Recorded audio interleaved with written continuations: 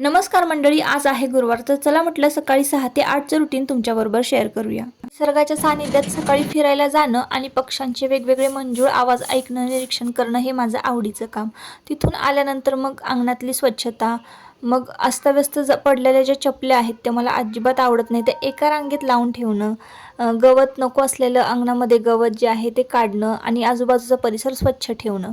त्यानंतर घरात आल्यानंतर सोफ्याचे कवर, जे काही खेळणी मुलांनी पसारा घालून ठेवलेला आहे तो आवरणं आणि सकाळी सकाळी आपलं घर स्वच्छ ठेवणं, देवपूजा करणं, उंबरापूजन करणं हा माझा नित्यक्रम.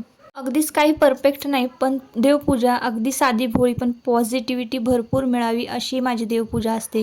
गुरुवार असल्यामुळे उंबरा लेपन तर न चुकता मी करतेच आणि मग त्यानंतर मस्तपैकी काळा चहा घेते उकळलेला आणि मग आज कुठलं महत्त्वाचं काम करायचं आहे विचार करत करत माझ्या या दिवसाची मी सुरुवात करते.